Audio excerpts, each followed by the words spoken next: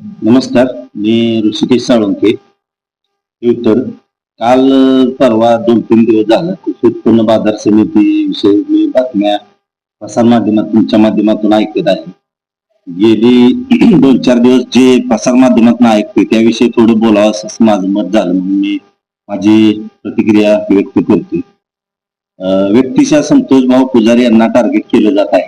त्याच्या मागचं कारण काय काय मला माहित नाही. व्यक्तिशः ती व्यक्ती अशी आहे की 2014 पासून त्यांची माझी मैत्री आहे. मी गेली कॉलेज माझं इथं झालेलं आहे. तेव्हापासून बघत आलोय मी. त्या माणसानं ह्या कृषी उत्पन्न बाजारी समितीमध्ये डाळिंब नीट करण्यास काम केले. डाळिंब इथं काम केले, अंमली काम मध्ये काम केले डाळिंब. परत ना कृषी उत्पन्न बाजार समितीमध्ये शेतकऱ्याचा मुलगा पहिल्यांदा निवडून आला, एक सामान्य घरातला मुलगा.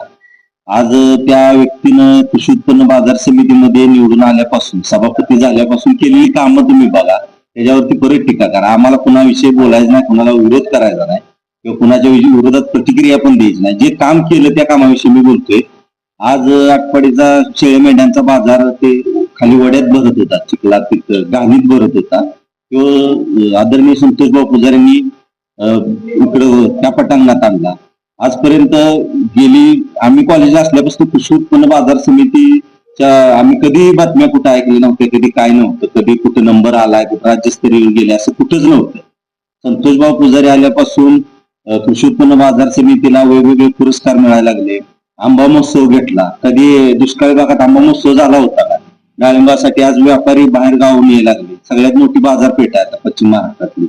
आणि कृषी उत्पन्न बाजार समितीचं नाव फार उंची लेवलला गेले. आता मला वाटतं 1 नंबरला जाईल थोड्या दिवसात, असं काम चालू आहे. त्यानंतर ना ह्याच्या पाठीमागचं कुणावर आम्ही टीका करत नाही, ह्याच्या पाठीमागं कधी सीसीटीव्ही कॅमेरा होतं का इथं कृषी उत्पन्न बाजार समितीमध्ये? आज शेतकरी सकाळी 6ला शेळ्या मेंढ्या घेऊन येतोय, ते 12-1 वाजेपर्यंत तिथे थांबायचं. त्यांना आज तिथे जारचं फिल्टरचं पाणी द्यायची सोय केली. त्यांनी केलेलं काम बघा तुम्ही, त्यानंतर त्यांना विरोध करा. आज पाण्याची सोय केली त्यांनी, तिथं सीसीटीव्ही कॅमेरा आणला. ज्यावेळेस खेड्यातनं शेतकरी शेळ्या मेंढ्या घेऊन येत होतं, त्यावेळेस त्या गाड्या टेम्पो घेऊन येत होत्या, त्यावेळेस जकात कर म्हणून गेटवरती लागला जात होता. ते जकात कर कुणी बंद केला? त्याच्यावर कोण बोलतोय का? आज शेतकऱ्यांना एवढ्या लांबून येऊन 100 रुपये 200 रुपये टेम्पोला द्यायला लागत होतं, ते बंद केलं. आज एवढ्या चांगल्या सुविधा दिल्या. आज शेतकऱ्यांना आंबा विकायला मार्केट नव्हतं. ज्यावेळेस आंबा महोत्सव असतो 8-10 दिवस स्थानिकचे शेतकरी आंबा घेऊन येते, आज विकते. ते कुणामुळे झालं या विषयावरती कोण बोलत नाही. दादासाहेब भोमाले जे बीजेपी तालुका अध्यक्ष आहेत, ते पण व्यक्ती चांगले आहेत. त्यांना ते राजकीय एखादा शब्द संतोष भाऊंच्या तोंडून गेला असेल, मान्य करतो आम्ही, पण तसा ती व्यक्ती नाही.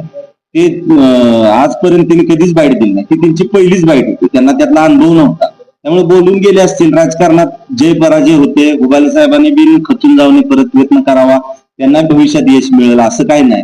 आणि एवढं काय मनावर घेण्यासारखा विषय नाही. संतोष पुजारी आणि दादासाहेब उबाले एक पहिला एकदम जवळ म्हणजे असे मैत्रीपूर्व संबंध आहेत. आता संचालक आहेत ते सभापती आहेत, त्यांचं दोघांचं एवढ्या टोकाला नेऊन तालुक्यातल्या कोणी पण बाईट देताना विचार करून द्यावे. बोलत असताना सर्वांनी व्यवस्थित बोलावं, भाषा चांगली वापरावी, ह्या मताचं मी. कसं आहे, आज आपल्या कमेंट वाईट तालुक्याची प्रतिमा खालावत चालली आहे. तुम्ही कुणाला कमेंट देत असताना जरा भाषा चांगली वापरावी.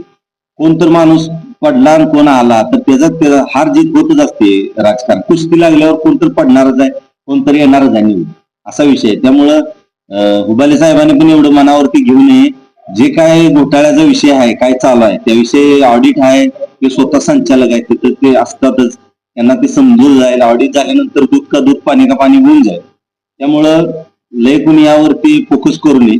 हा विषय एवढा जिथल्या तिथं द्यावा सोडून, असं माझं मत आहे. आणि मैत्रीपूर्व संबंध खराब होऊ नये दोघांची पण, अशी माझी मनापासून इच्छा आहे. त्यामुळे मी बोलतो.